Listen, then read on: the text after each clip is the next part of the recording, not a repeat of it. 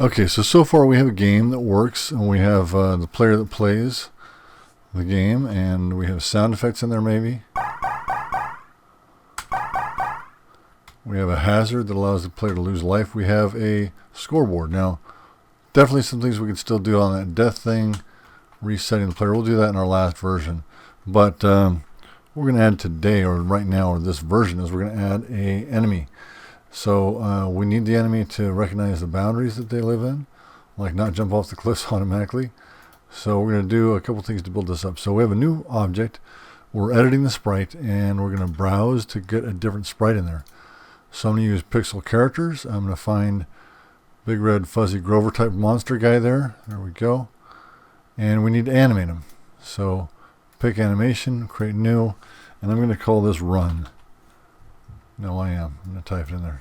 Run. Okay. And now I'm going to add frames. So I have to add, got to add frames by clicking on the plus sign. Go to the next drawing. Plus sign. Add the next picture. Right, there we go. Add a drawing.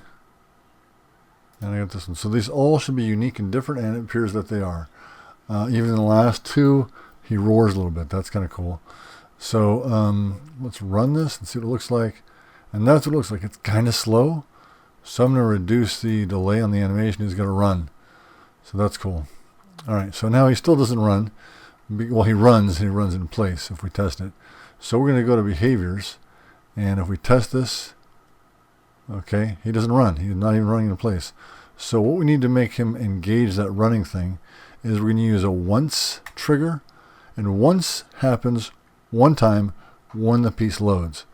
So now I'm going to go to properties. I'm going to choose an animation, and it's automatically set to run because there's only one animation available. We're going to go out to the start, and we need to make this loop so it stays looping, otherwise it runs once and stops. So now if I run that in the test area, it runs. It's kind of fast. I might want to slow that down later on. I don't know. I can't remember what the number I put in there. It looks like I probably did 2 for the delay. So anyways, not going to do that right now. Now to make him actually move, we're going to add another trigger, and trigger this is always. So always means every frame that occurs. So it's kind of like an enter frame in ActionScript.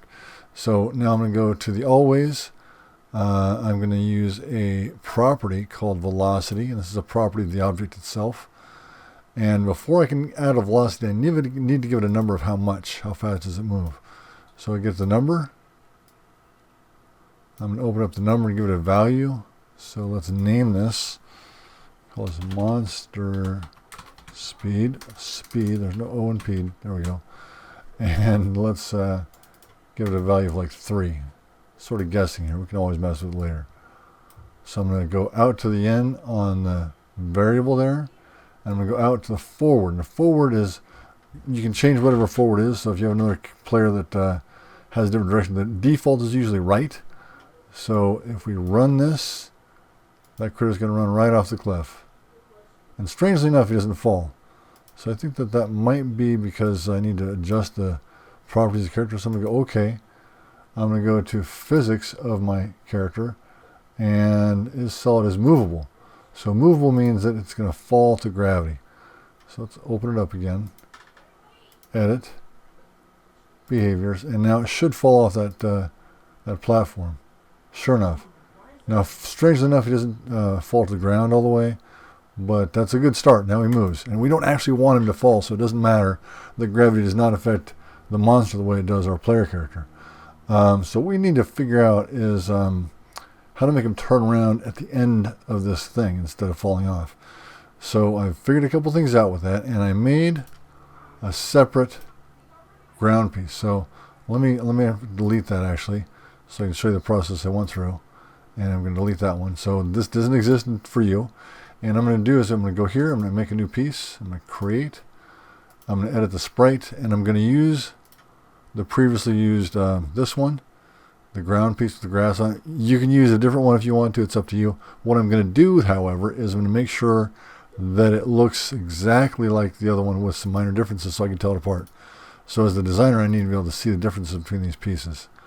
So I'm going to make all that the same. I'm just going to add some art to it. with some rocks. So the end pieces are going to have rocks on them. There we go. So now I've got rocks. And okay, now this piece needs a name. I'm going to call it end plat, or end platform for short. And I've been doing programming with this for a while, so I got used to doing short things. You can make it as lengthy as you want to, because you'll never have to type it again.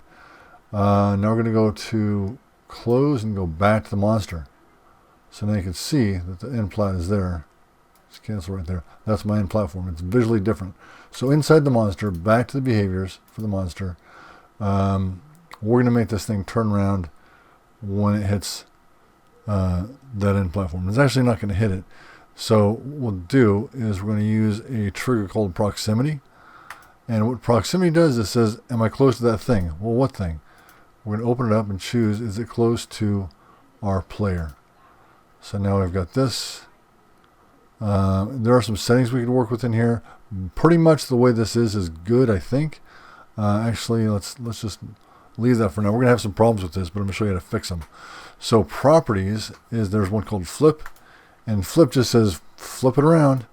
All right, and there's not too many, you can change it to vertical or lock the flip axis or whatever. We're going to leave it the same, and we're going to use toggle. So when the X value gets close to this object, to the player, when the X axis of the player gets close to that end platform, did I pick it? It's not player, I want to use end platform, sorry. So end platform there. And so end platform is going to get close to the player, and it's going to toggle the flip. So let's see if it works. I'm just going to give you a news flash ahead of time. It's not going to work. Oh, it did work. Interesting. But it does hit the coin, which we're going to have to fix in a minute. So let's I guess we'll have to fix that coin first. So the coin is something we're going to have to deal with because it's a solid object. And we want the player to run into it, but not the monster. Okay, the monster is sort of guarding the coins, if you will. So let's go to the coin and edit it. Let's go to physics, and let's take off the solid. So now the pain in the neck about that part is that now if we play this, not even the player can hit the coins. Apparently I can't even get up on the platform. So it goes right through them.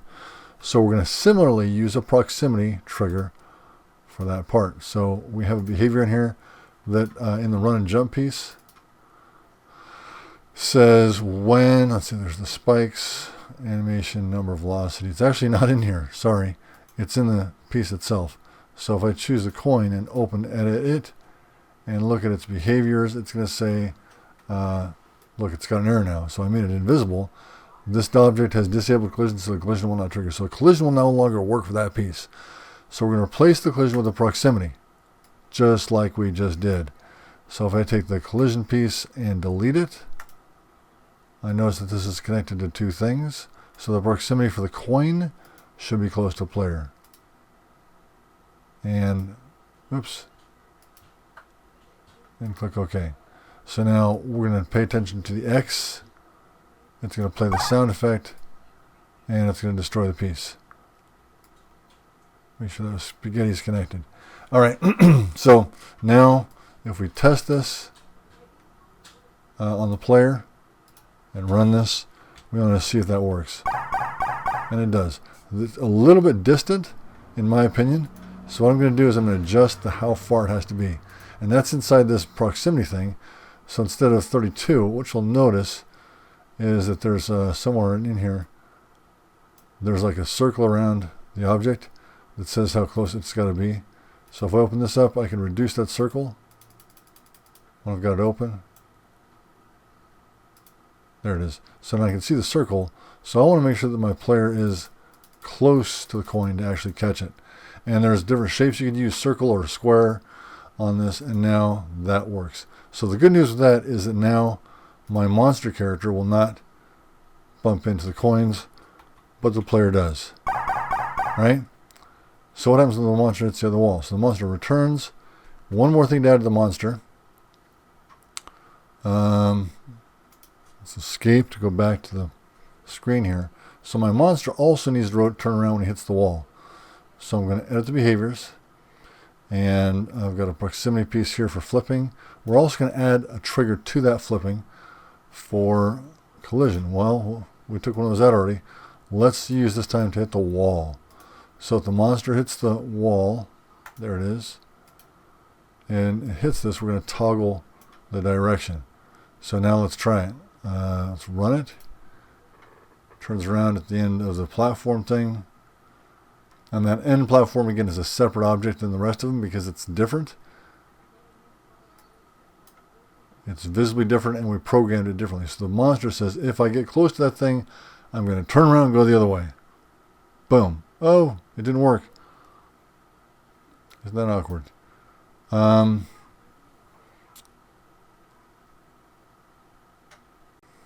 So the reason our monster can hit the wall, hit that object once, go back, hit the wall, and come back, is there's actually part of the proximity control that affects how many times that can happen. So it says only trigger once.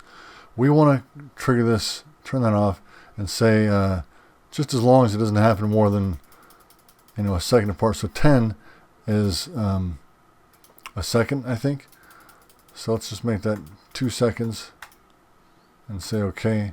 So now when we run it, hits the thing, he's going to run across, not hitting the coins, hits the wall, and what's happening is you'll notice that the collision or the proximity are going to light up the spaghetti to make it move, and it's going to hit the thing and the spaghetti light up. Boom. So it's telling where it is and telling it to go back. So now it's going to go back and forth as many times as it wants to, because what I changed was the proximity should not only trigger once, that should be unchecked. So now we're good for that piece. So the only thing we have left to do is figure out how to get the monster to recognize the player, or the player die when it hits the monster. So what we'll do, and we'll come back and add animations to this later, is we need to say, hey, player, watch out for the monster. So I'm going to go here. I'm going to edit the piece. We're going to go behaviors. And there's already run jump in here, which is fine. But we're going to do a collision with the monster. So we already have something in there for the spikes. I might want to go check and make sure I'm going to match up the results. So we're going to use a component called message. We've used this for scoring before.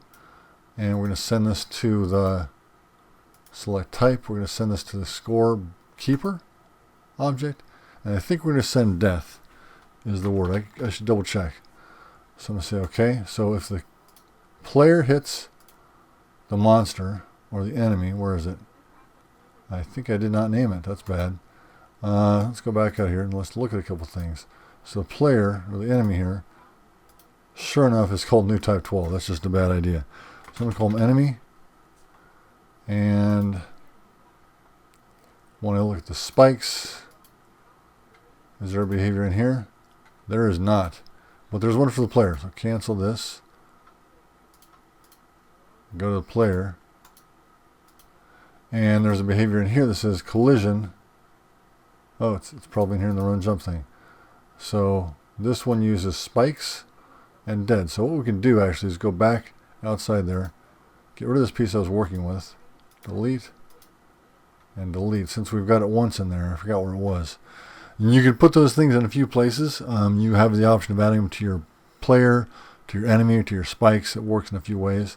So let's just open this up, and rather than make a whole string of stuff, I'm going to go a collision that could also include if he hits the enemy. There we go. From any side. Oh, not from the top though.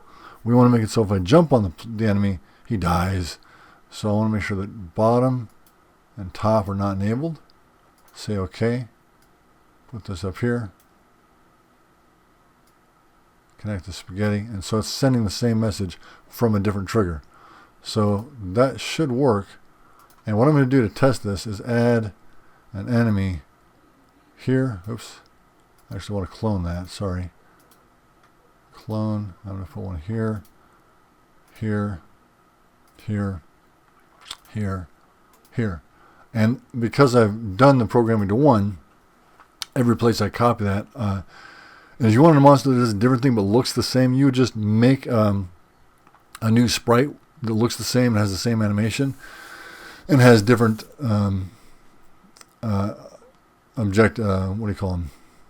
behaviors. Yes.